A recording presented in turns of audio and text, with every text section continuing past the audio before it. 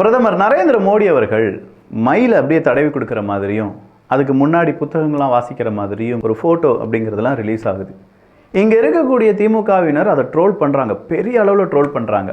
என்னப்பா இப்படி ஒரு மனுஷனா, இப்படி ஒரு பிரதமரா, இப்படி ஃபோட்டோ ஷூட்டுக்கு இருக்காரு அப்படின்னு சொல்லி. ஆனால் அதே இடத்துல இங்கே பிரதமர் அப்படிங்கிறத விட்டுட்டு முதலமைச்சராக மாற்றிக்கோங்க, அதே மாதிரியான ஃபோட்டோஷூட். எப்படி? அதே டெய்லர் அதே வாடகை அப்படின்னு சொல்லி ஈவன் தமிழக வெற்றி கழகத்தை சார்ந்தவர்கள் கூட முதலமைச்சரை ட்ரோல் பண்ணுற அளவுக்கு மாறிடுச்சுன்னா பார்த்துக்கோங்களேன். அப்போ ஃபோட்டோஷூட் அப்படிங்கிறதுல 2 பேருமே ரொம்ப மும்முரமாக இருந்துட்டு இருக்காங்க. ஒன்று பிரதமர் அப்படின்னு சொன்ன வாயாலேயே இன்றைக்கி நம்ம முதலமைச்சர் அப்படின்னு சொல்ல வேண்டியதாக இருக்குது பார்த்தீங்களா. ஆனால் என்ன, இதை ஒத்துக்கொள்ள மாட்டார்கள். நாங்கள் செஞ்சால் அது வேற உழைப்பு, அது வெயில் நேரத்தில் தண்ணி கொடுக்கணும் அப்படின்னு சொல்கிறதுலாம் பெருசுப்பா அப்படின்னு சொல்கிறதும், அதே அவங்க செஞ்சாங்கன்னா அது தவறு அப்படின்னு சொல்கிறதும், அது சமூக நீதி கிடையாது, அது ஒரு பக்க நீதி, அது வியாதி அப்படின்னு சொல்லுவோம். இதே மாதிரி இன்னும் முக்கியமான சில விஷயங்கள்லாம் நடந்துட்டுருக்கு தமிழக அரசியலில். அது என்ன அப்படிங்கிறது தான் இதில் பார்க்க போகிறோம். இது ஆழமான அரசியல் சதுரங்கம்.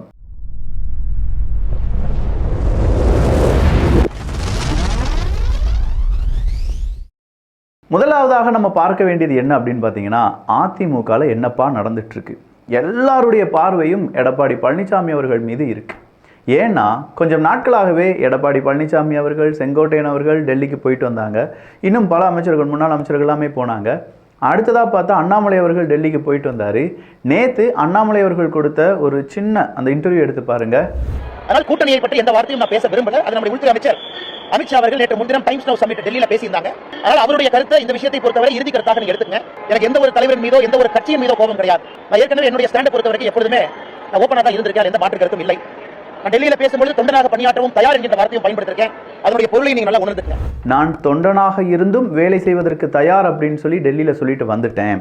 எனக்கு எந்த தலைவர் மேலும் கோபம்லாம் கிடையாது, எனக்கு எந்த அரசியல் கட்சி மேலேயும் கோபம்லாம் கிடையாது. இங்கே நாங்கள் அடுத்த கூட்டணி அப்படின்னு அமைக்க போகிறத உள்துறை அமைச்சர் அமித்ஷா அவர்கள் சொல்லிட்டாரு. அவர் சொன்னதையே நீங்கள் என்ன செஞ்சுக்கலாம், அப்படியே நீங்கள் ஃபாலோ பண்ணிக்கலாம். நான் இதில் எதுவுமே சொல்ல முடியாது, அதெல்லாம் மேலிடம் தான் முடிவு செய்யணும். கடந்த 5-4 வருடங்களாக நான் அரசியல் இருப்பது அப்படிங்கிறது தொண்டர்களுக்காகத்தான், என்னுடைய அரசியல் நிலைப்பாட்டை நான் மாற்றிக்கொள்ள போகிறது கிடையாது அப்படின்னு சொல்லி அவருடைய ப்ரெஸ் மீட் இருந்துச்சு. அதில் ஒரே ஒரு வார்த்தையை தான் நம்ம கவனிக்கணும், நான் தொண்டனாக இருந்தாலும் வேலை செய்வேன் அப்படின்னு சொல்லியிருக்கார். அப்போ இந்த இடத்துல மாநில தலைவராக அண்ணாமலை அவர்கள் நீக்கப்படுவாரா அப்படிங்கிற ஒரு கேள்வி.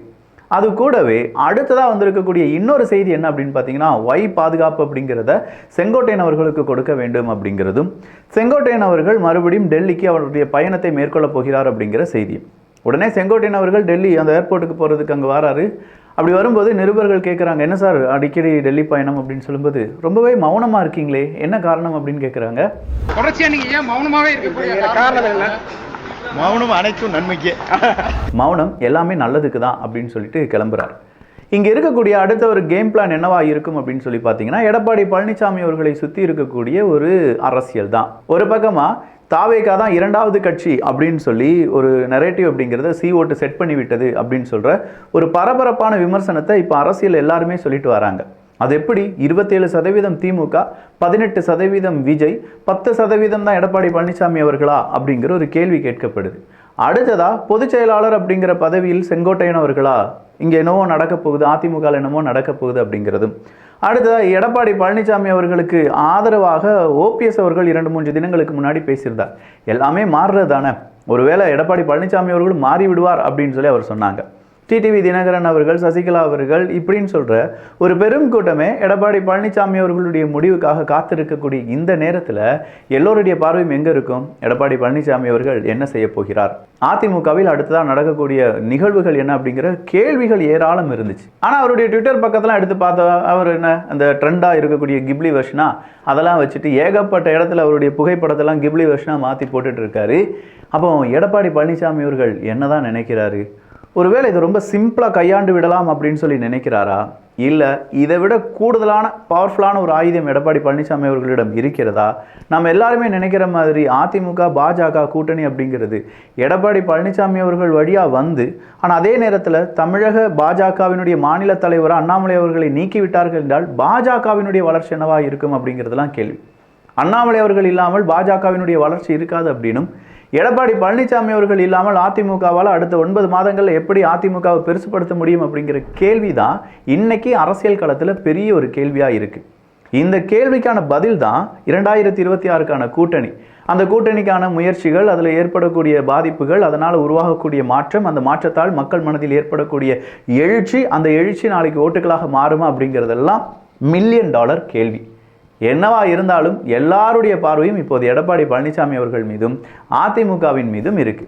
சரி, இவங்களுடைய பார்வை அங்கே இருக்கும்போது அடுத்ததா சீமான் அவர்கள் மேல்பாதி கோவிலில் ஆலய நுழைவு போராட்டத்தை நடத்துவோம் அப்படின்னு சொல்லி சீமான் அவர்கள் சொன்னாங்க. சீமான் அவர்களே சொல்லிட்டாங்களா? அப்படின்னா மேல்பாதி கோவிலில் உடனடியாக என்ன செய்யப்படும்? பூஜையெல்லாம் செய்யப்படும், அதுக்கு நாங்கள் கேரண்டி அப்படின்னு சொல்லி அவர் தான் அமைச்சர் சேகர் பாபு அவர்கள் சொல்லியிருக்கிறார்.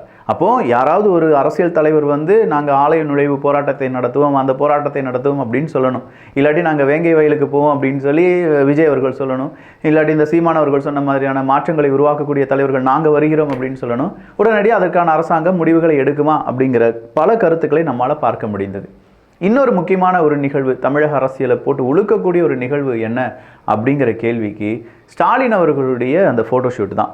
நம்ம பார்க்குற மாதிரியே ஸ்டாலின் அவர்களுடைய ஃபோட்டோஷூட் பல இடங்களில் நடந்துட்டு தான் இருக்குது. இது ஒரு ஃபோட்டோஷூட்டாக மட்டும்தான் பார்க்க வேண்டுமான்னு கேட்டால், இதே ஃபோட்டோஷூட்டை பிஜேபி செய்யும்போது எல்லாருமே கலாய்ச்சிருப்போம். நம்ம எல்லாருமே கலாய்ச்ச போது அது ரொம்ப பெரிய அளவில் துதிப்பாடிய இன்னைக்கு திமுக அவங்களுடைய தலைவர்களை கலாய்க்கும் போது அவங்களை எதிர்த்து வசவு பாடுறது, கெட்ட வார்த்தையில் பேசுறது, நீ யாரா எங்கள் தலைவரை பற்றி பேசுறது அப்படிங்கிற மாதிரியான சொல்கிறது, இது எல்லாமே இருந்துட்டு தான் இருக்குது. அதில் இந்த சிவாஜி கிருஷ்ணமூர்த்தி மாதிரியான ஆட்களை வைத்து தான் சீமான் அவர்களை, எடப்பாடி பழனிசாமி அவர்களை, விஜய் அவர்களை எல்லாமே திமுக திட்ட வைக்கும் அப்படின்னு சொன்ன மாதிரியே இன்னைக்கு தமிழக வெற்றி கழகத்தினுடைய விஜய் அவர்களை பார்த்து சிவாஜி கிருஷ்ணமூர்த்தி சொல்றாரு, எங்களை அடிக்கணும், எங்களை ஓச்சிருன்னு சொன்னா அவங்க சாவு சீக்கிரம் நடத்தலாம். எவெல்லாம் திமுகவை எதிர்க்கிறானோ அவெல்லாம் சீக்கிரமா செத்து போயிடுவான். என்ன கொலை மிரட்டலா இது? ஏன்னா பப்ளிக்காக கொலை மிரட்டல் விட்டுட்டு இருக்கீங்க அப்படிங்கிற மாதிரியான கருத்துக்களை நம்மளால் பார்க்க முடியுது. ட்விட்டர்லாம் திறந்து பார்த்தீங்கன்னா எல்லாமே அப்படி தான் போட்டிருக்காங்க. இப்படி ஒரு விளங்காதவனெல்லாம் பிடிச்சி நீங்கள் பேச்சாளராக போட்டிருக்கீங்களே, இதெல்லாம் சரியா அப்படிங்கிற ஒரு கேள்வியை மக்கள் கேட்குறார்கள். நார்மலாக படிப்பறிவு, நமக்கு நல்ல நாலேஜ் இருக்குது, நம்ம பகுத்தாய்வு செய்யக்கூடிய நபர்கள் இப்படிப்பட்ட தரம் கெட்ட பேச்சுக்களை கேட்டு நாம் இதை எதிர்க்காமல் எதுவுமே செய்யாமல் இருந்துட்டோம்னா நம்மளை விட அடிமுட்டால் வேறு யாருமே கிடையாது. எவன் என்ன வேணாலும் பேசலாம் அப்படின்னு சொல்கிறதுலாம் இங்கே அரசியல் கிடையாது. அரசியலுக்குன்னு ஒரு மாண்பு இருக்கிறது. மாண்பை விட அரசியலுக்குன்னு ஒரு நெறிமுறைகள் அப்படிங்கிறது இருக்குது. இங்கே ஜென்டில்மேன்ஸ் அப்படிங்கிறவங்க தான் அரசியலில் ஈடுபடுவாங்க அப்படின்லாம் நம்ம பார்த்துருக்கோம், படிச்சிருக்கோம். இங்கே இருக்கிறதெல்லாம் அப்படிலாம் கிடையாது. இவங்கெல்லாம் ஜென்டில்மேன்ஸே கிடையாது அப்படின்னு சொல்கிற அளவுக்கு இந்த மாதிரியான மூன்றாம் தர பேச்சாளர்களை வைத்து திமுக ஆடக்கூடிய கேமுக்கு மக்கள் என்ன எதிர்வினை ஆற்றப் போகிறார்கள் அப்படிங்கிறத 2026 தான் திமுக பார்க்க போகிறது. ஏன்னா இதே மாதிரி மூன்றாம் தர பேச்சாளராக மாறி தான் வடிவேலு அவர்கள் ஏகப்பட்ட டேமேஜை திமுகக்கு எடுத்து தந்தார். போகிற இடமெல்லாம் கூட்டம். எல்லாரும் என்ன நினச்சிருப்பாங்க, வாவ் அவ்வளவு கூட்டம், கண்டிப்பாக திமுக ஜெயிச்சிடும், விஜயகாந்த் அவர்கள் தோற்று விடுவார்கள் அப்படின்னு நினச்சாங்க. நடந்தது எல்லாம் வித்தியாசமாக இருந்துச்சு. மக்களுடைய மனநிலைமையை கொஞ்சமாக சோதிக்கலாம், மக்கள் கொஞ்சமாக உங்களுக்கு ஓட்டு போடுவாங்க அப்படிங்கிற நம்பிக்கை இருக்கலாம். ஆனால் ஒரு கோபம் கொஞ்சமாக பெருசாக அது உங்களுக்கு எதிரான ஒரு எரிமலையாக வெடிக்க ஆரம்பிச்சிடும். அதனால் நாங்கள் சொல்கிறோம், கொஞ்சமாக இந்த மாதிரி மூன்றாம் தர பேச்சாளர்கள் எல்லாத்தையுமே அரசியலை பேச சொல்லுங்கள். நீங்கள் செஞ்ச நல்லதை பேசுங்க. மக்களுக்கு அடுத்ததாக என்ன திட்டங்களை கை வச்சிருக்கீங்க அதெல்லாம் நீங்கள் சொல்லுங்கள். அதை விட்டுட்டு தரம் தாழ்ந்த விமர்சனம், நாங்கள் இந்த அரசியல் தலைவர்களை பற்றி பேசுவோம் அப்படின்னு சொன்னால் மக்கள் அதை அக்செப்ட் பண்ண மாட்டாங்க. மக்கள் அரசியல் தலைவர்களே அவங்களுடைய குடும்பத்தில் ஒரு நபரா, அண்ணனா, தம்பியா, மாமனா, மச்சானா, அப்பாவா, நீங்களே சொல்லியிருக்கீங்களே நீ அப்பான்னு கூப்பிட்ற, அதே மாதிரி அப்பாவா, சித்தப்பாவா, இப்படிலாம் பார்த்துட்டு இருக்காங்க. அப்படிப்பட்ட ஒரு நபரை ஒருத்தர் தரம் குறைந்து பேசுகிறார் அப்படின்னு சொல்லும்போது அதை எப்படி அக்செப்ட் பண்ண முடியும்? சரி, 2-3 தினங்களுக்கு முன்னாடி இந்த பத்திரிகையாளர் அப்படிங்கிற போலி பிம்பத்தில் இந்த டிவி டிபேட் ஷோவில் இருக்கிறவனெல்லாம் அடித்து விரட்டணும் அப்படின்னு நம்ம சொன்னோம் பார்த்தீங்களா? ஏன்னா பத்திரிகையாளர்களுக்கு, உண்மையான பத்திரிகையாளர்களுக்கு அது அவமானம். நீ திமுகவினுடைய ஆதரவாளர்னா திமுகன்னு போடு, அதிமுகவினுடைய ஆதரவாளர்னா அதிமுகன்னு போடு, இல்லை பிஜேபியினுடைய ஆதரவாளர்னா நீங்கள் பிஜேபின்னு போடுங்க, நாம் தமிழர் கட்சினா நாம் தமிழர் கட்சின்னு போடுங்க. அதை விட்டுட்டு நான் பத்திரிகையாளர், மூத்த பத்திரிகையாளர் அப்படின்னு சொல்லி, அது ஏன்? இந்த இடத்துல மறுபடியும் இடும்பவனம் கார்த்திக் அவர்களும் கேட்டிருக்கார். செந்தில்வேல் அவர்களுடைய புகைப்படம், பெயர் எல்லாமே இப்போ திமுகவில் அதே கலர்லாம் அடிக்கப்படுது. அப்போ அவர் திமுகவில் பெரிய பொசிஷனுக்கு போயிட்டாருங்க. மனுஷன் எப்படி இந்த ராஜீவ்காந்தி அவர்கள் பெரிய பொசிஷனுக்கு போனாங்களோ அதே மாதிரி அவரும் பெரிய பொசிஷனுக்கு போயிட்டே இருக்காரு. அவருடைய வளர்ச்சியை யாருமே தடுக்க முடியாது. ஆனால் அந்த வளர்ச்சியை நீங்கள் ஏன் கொச்சப்படுத்துறீங்க? பத்திரிகையாளர் அப்படிங்கிற பெயர் போட்டு ஏன் கொச்சப்படுத்துறீங்க? திருமாவளவனை திமுக காரர் அப்படின்னு சொன்ன மாதிரி செந்தில்வேல் அவர்களையும் திமுக காரர்னு சொல்லுங்க, கீழே போடுங்க திமுக காரர். இன்னும் கொஞ்சம் உங்களுக்கு சங்கடமா இருந்துச்சா, பத்திரிகையாளர் என்கிற திமுகவின் ஆதரவாளர் அப்படின்னு சொல்லி போடுங்களேன். பாஸ் என்கிற பாஸ்கரன், அதெல்லாம் நம்ம சொல்லியா வேணும், தெரியணும். இதெல்லாம் உங்களுக்கே தெரியாதா? ஆனால் இப்படிப்பட்ட ஊடகத்தை மக்கள் பார்த்து கொண்டிருக்கிறாருங்க. அடிக்கடி இதை ஞாபகப்படுத்துவோங்க. யாராவது ஒரு நபர் இதை பார்த்து ஆமால இந்த ஊடகம் செய்கிறது தப்பு தானே, இவன் பத்திரிகையாளர் கிடையாதுல்ல, இவன் அந்த கட்சியை சார்ந்தவன் தானே, இந்த கட்சியை சார்ந்தவன் தானே அப்படின்னு சொல்லி பேச ஆரம்பிப்பாங்கல்ல. எங்கள் பாட்டி தாத்தாலாம் பேச ஆரம்பிச்சிருவாங்கங்க. எங்களுடைய குழந்தைகள், இளைஞர்கள், மாணவர்கள், மாணவிகள் இதெல்லாம் பற்றி கொஞ்சமாக படிக்கும்போது இதெல்லாம் ஆமால யோசிக்க வச்சுட்டோன்னு வச்சுக்கோங்களேன், அடுத்ததாக உங்களுடைய எந்த ட்ராமாவும் பழிக்காது. அதான் நாங்கள் சொல்கிறோம், இப்போவே திருத்தி கொள்ளுங்கள், இது தவறு. பத்திரிகையாளர் அப்படிங்கிறவர் உண்மையான பத்திரிகையாளராக இருக்கணும். எல்லா பக்கமும் இருக்கக்கூடிய நியாயத்தை பேசணும், புள்ளி விவரமாக பேசணும். சும்மா எதுக்கு எடுத்தாலும் கத்தக்கூடாது. ஏய் நாங்கள் அப்படி, ஏய் நாங்கள் இப்படி அப்படின்னு சொல்கிறோம்னா அரசியல்வாதிகள். அது ஒரு பத்திரிகையாளர் கிடையாது. பத்திரிகையாளர் பேசுனாங்கன்னா ஃபேக்சுவலாக பேசுவாங்க. ஃபிகர் தான் அவங்க கையில் இருக்கும். இத்தனை டாஸ்மாக் இருக்குது, இத்தனை பேர் இறந்தாங்க, எல்லாமே அப் டு டேட்டாக வச்சுருப்பாங்க. இவங்களே மாதிரி இந்த மூன்றாம் தர பேச்சாளர்கள் மாதிரி கத்தி பேசி அப்படிலாம் நடக்காது. ஸோ இவங்களை போடும்போது இனிமையாவது நீங்கள் திமுக காரன் போடணும். அப்படி இல்லை இனியும் நீங்கள் பத்திரிகையாளர்னு எவனாவது போட்டிங்க, இங்கே இருக்கக்கூடிய மக்கள் கேள்வி கேட்பாங்கப்பா, அவ்வளோதான். ஓசியில் பெட்ரோல் தரல, அதுக்குன்னு ஒரு பெண் ஊழியரின் துணியை கிழித்து மானபங்கம் படுத்திய திமுக பிரமுகர். இதை வெளியிட்டிருப்பது யார் அப்படின்னு பார்த்தீங்கன்னா அதிமுகவினுடைய ஐடி விங். என்னையா இது? அந்த பரோட்டாவுக்காக பாக்ஸிங் ஜிங் ஜிங் ஜிங் அடித்ததெல்லாம் ஞாபகம் இருக்கா? எங்களுக்கு இருக்குது. உங்களுக்கு ஞாபகம் இருக்கா மக்களே அப்படிங்கிறதெல்லாம் நான் உங்ககிட்ட மறுபடியும் கேட்கிறேன். ஏன்னா நம்மளாம் அந்த 7ஆம் அறிவு படத்தில் இருக்கிற மாதிரி, போதி தர்மருடைய டிஎன்ஏ நம்ம உடம்புக்குள்ளே இருக்கிற மாதிரி இந்த மாதிரியான எல்லா விஷயங்களும் நம்ம மைண்டுக்குள்ளே இருக்கும். ஆனால் யாராவது ஒரு நபர் அதை தூண்டி விட்டுக்கிட்டே இருக்கணும். அப்படின்னா அதை நினச்சி பார்ப்போம், ஆமாம்ல இப்படிலாம் ஒன்று நடந்துச்சுல, பாக்ஸிங் அப்படிங்கலாம் ஒன்று நடந்துச்சுல. இப்போ பாருங்களேன், பெட்ரோல் போடலை அப்படின்னு சொல்லி ஒருத்தவங்களை அடித்ததா அதிமுகவினுடைய ஐடி விங் அவங்களுடைய ட்விட்டர் பக்கத்தில் பதிவு பண்ணுறாங்க. அப்போ திமுகவை நீங்கள் ஓட்டு போட்டு ஜெயிக்க வச்சிங்கன்னா இதுதான் நடக்கும் அப்படின்னு சொல்லி அதிமுக சொல்ல, கீழே அதிமுக என்னெல்லாம் செஞ்சாங்க அப்படிங்கிறது திமுக போட, பரவாயில்லையே உண்மையை மாற்றி மாற்றி 2 பேரும் பேசிக்கொள்கிறார்களே அப்படின்னு ஆனந்தமாய் மக்கள் அதை வாசித்து கொண்டிருக்கிறார்கள்.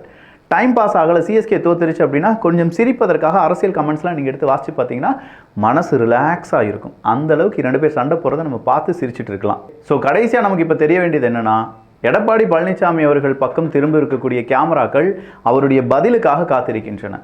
டெல்லி பக்கம் போயிருக்கக்கூடிய செங்கோட்டையன் அவர்கள் திரும்ப வரும்போது கோட்டை பிடிப்பதற்கான முயற்சியில் ஈடுபடுவாரா, இல்லை அதற்கான ஸ்ட்ராட்டஜியை இங்கே எல்லார்ட்டையும் சொல்லிக் கொடுக்க போகிறாரா? அண்ணாமலை அவர்கள் மாநில தலைவர் பொறுப்பிலிருந்து அகற்றப்படுவாரா? திமுகவினுடைய கூட்டணி வலுவாக இருக்கும்போது எதிர்ப்பக்கம் இருக்கக்கூடிய கூட்டணி வலுவிழந்து வருகிறதே, அதற்கான தேவைகள் என்ன, அது ஏன் இப்படி மாறிட்டு இருக்கு இப்படிங்கிற பல கேள்விகளை நம்ம கேட்டுட்டு இருக்கோம். பார்க்கலாம் ஒவ்வொருத்தவங்களுடைய முடிவுகள் எப்படி இருக்கு. அதிமுகவினுடைய பழனிசாமி அவர்களை அதிகமாக அவ்வளோ ஈஸியாக நம்ம எடை போட்டுற முடியாது. ஏன்னா ஜெயலலிதா அவர்களுக்கு பிறகு அதிமுகவை வழி நடத்தி இவ்வளோ பெரிய இடத்துக்கு வந்திருக்கார். அதே மாதிரி அண்ணாமலை அவர்களையும் நம்ம லேஸ்பட்ட விதமாக பார்க்கக்கூடாது. இங்கே என்னமோ ஒன்று நடக்க போகுது, அதெல்லாம் நீங்கள் தெரிந்து கொள்ள வேண்டும் என்றால் நம்ம அரசியல் சதுரங்கத்தில் இணைந்திருங்கள், சப்ஸ்கிரைப் பண்ணிக்கோங்க. நல்லதை பகிர்ந்து நல்ல சமுதாயத்தை உருவாக்குவோம். நன்றி, வணக்கம்.